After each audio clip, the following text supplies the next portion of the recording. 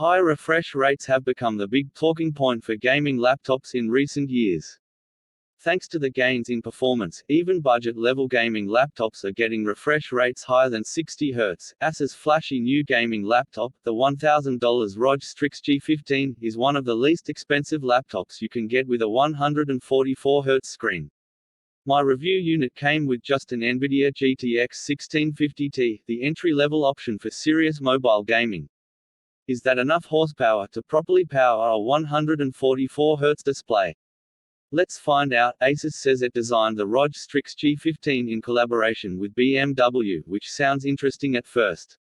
Unfortunately, car-inspired aesthetics are nothing new. It's been in the DNA of gaming gear for many years. The design collaboration results in a plastic gaming laptop with lots of ridges, lines, and textured materials. This is fake brushed metal that you can feel on your fingertips. Still, I prefer the look over something more gaudy like the Acer Predator Helios 300. ROG Strix G15 is made entirely out of plastic, though the ROG Strix G15 is rather tank-like in its structural integrity. The lid is the only weak spot. It's easy to bend or flex, and the hinge will slam the lid shut unless it's open at least 50% of the way. The wraparound light bar brightens up your desk with a splash of RGB color. My unit came in all black, and Asus says that provides it a professional persona. Honestly, no one's going to mistake it for anything other than a gaming laptop. Laptops like the Razer Blade or MSI GS66 Stealth will fit in better at a meeting, if you still have those, that is. What the ROG Strix G15 does have is lights. Lots of lights. The keyboard has per-key backlighting, and that's just the beginning. The ROG Strix G15 features a wraparound light bar which brightens up your desk with a splash of RGB color. The LEDs themselves are hidden from direct view, leaving a diffused glow beneath. It's a nice effect that makes the Strix G15 stand out from the sea of other black gaming laptops. The ROG Strix G15 isn't thin or light. It weighs 5.7 pounds and is just under a full inch thick. Even the Dell G3 gaming laptop, which is chunky in its own right, beats the Strix G15 in portability.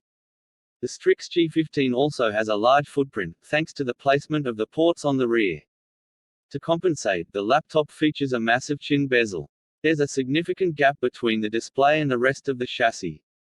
That means the screen sits up higher when open than some 17-inch laptops. The ROG Strix G15 has a typical keyboard layout, though there are some eccentricities. I like the brightly colored WASD keys, and the extra function keys along the side. Asus has also pulled a few important keys out of the function row, such as volume control. Unfortunately, the buttons they used are squishy and feel imprecise. The touchpad is fine for a gaming laptop in this price range.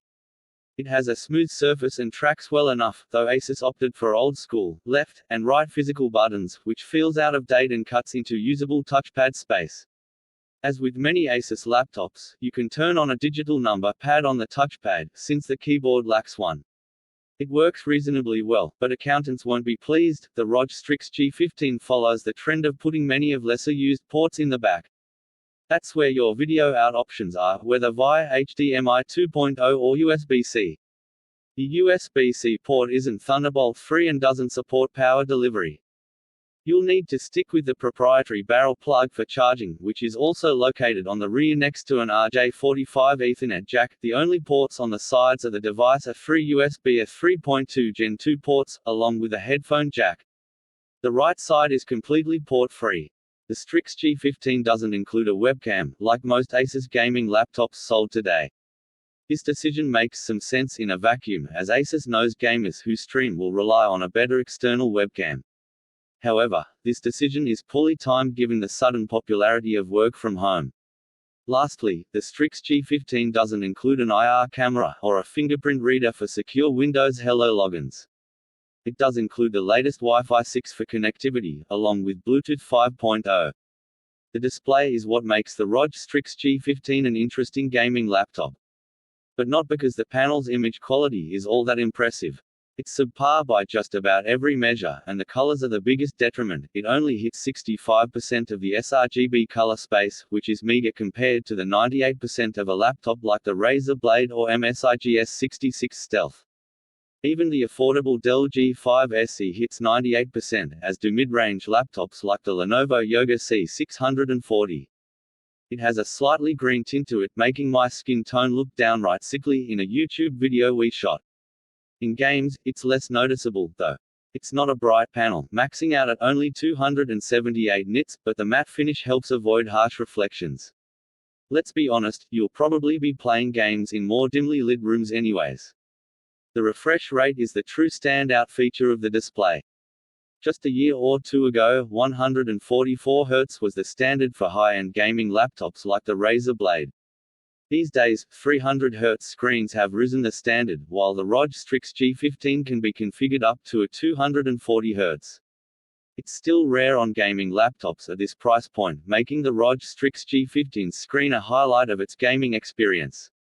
The ROG Strix G15 may only have a paltry Nvidia GTX 1650Ti on board for graphics, but don't underestimate it. Modern, 3D titles play smoothly on it, even with settings maxed out. It can hit 64 FPS frames per second in Fortnite, 56 in Battlefield V, and 63 in Civilization VI. Those are plenty high, though they don't make much use of the 144 Hz refresh rate. If you only play on max settings, you won't notice the difference between this and a standard 60 Hz screen, but it really shines when you turn graphics settings down a bit. Frame rates jump up significantly, and you start to feel the true power of a higher refresh rate. At medium settings, Civilization VI plays at 108 FPS, while Fortnite hits 86 FPS at high settings, which is one down from Epic. Interestingly, it matches the performance of the equally equipped Dell XPS 15 in almost every game for $600 less. The problem: not all games fare as well as those lighter titles. Battlefield V is a good example, which still only averages 60 FPS at medium settings. Of course, you can drop it down to low if you really want to break 60 FPS, but that's no fun. Assassin's Creed Odyssey is an even better example. At its middle setting, high, the game averages just 42 FPS on the ROG Strix G15. At ultra-high, it's down to a measly 23 FPS, that's why Asus classifies this laptop for esports. If you try to play something more demanding, or even just want to see more graphical detail in your games, the ROG Strix G15 isn't right for you. That's where the AMD-powered Dell G5 SE makes a compelling case for itself.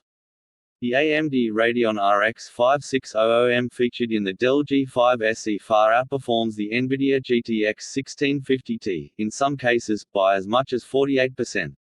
Then again, Dell sells the G5 SE without a 144 Hz in lower configurations. For a certain type of gamer, the high refresh rate of the ROG Strix G15 is more well-suited. Of course, Asus offers more powerful configurations of this laptop too. An attractive option, for example, might be the $1,500 model, which comes with an RTX 2070, a 240 Hz refresh rate, 16 GB of RAM, and 1 TB of solid-state storage. Razer offers a very similar configuration of the Blade for a whopping $500 more. Furthermore, the ROG Strix G15 has an advantage in cooling over smaller gaming laptops. Even while gaming, the system keeps surface temperatures surprisingly cool.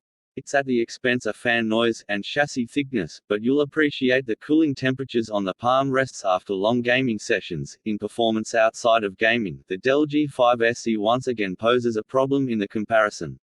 It features an 8-core processor, versus the 6-core option in the ROG Strix G15. That means significantly better performance in highly threaded applications.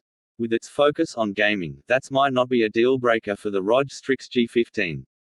My review unit came with the Intel Core i7-10750H, 8GB of RAM, and a 512GB SSD. Its performance in Cinebench R20 had me a bit worried. Its single-core score lagged behind even puny 15-watt laptops like the Microsoft Surface Book 3. Thanks to the 2 extra cores, the Dell G5 SE was 26% faster in Cinebench's multi-core test, that translated directly to how fast the ROG Strix G15 performed at video encoding too. The Dell G5 SE was 27% faster at encoding a 4K movie trailer to H.265 in Handbrake. Clearly, the ROG Strix G15 wasn't designed with this type of workload in mind, but if you want to do some content creation on the side that doesn't depend on the quality of the screen, the ROG Strix G15 can get the job done. The ROG Strix G15 also comes with an empty M.2 slot for future expansion.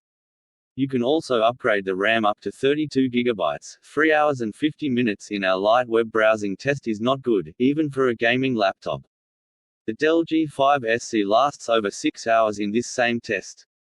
The Strix G15 did prove itself in the video playback test, which loops a local 1080p video clip until the battery dies. The Strix G15 lasted 8 hours, even beating the Dell G5 by an hour and a half. Unfortunately, this doesn't represent the battery life of a typical workload. In my daily work setup, consisting of a dozen browser tabs and a few applications, it lasted around 4 hours on a single charge. There are far better gaming laptops for battery life. Our take: the Asus ROG Strix G15 is a good choice for a certain type of gamer. It's the cheapest 144Hz gaming laptops you can buy, and offers just enough performance to make use of it in some games. The image quality of the display is disappointing, and it lacks a lot of the bells and whistles of spendier gaming laptops. Most gamers will be happier upgrading to a laptop with at least an Nvidia GTX 1660 but the ROG Strix G15 is a good starting point if you're strapped for cash. Are there any alternatives? The Dell G5 is a problem for the ROG Strix G15. It's more powerful in just about every way, and if you can bump up the price to $1,050, it even comes with a 144Hz screen. The ROG Strix G15 offers that higher refresh rate at cheaper configurations, though, and comes with a more polished-looking chassis.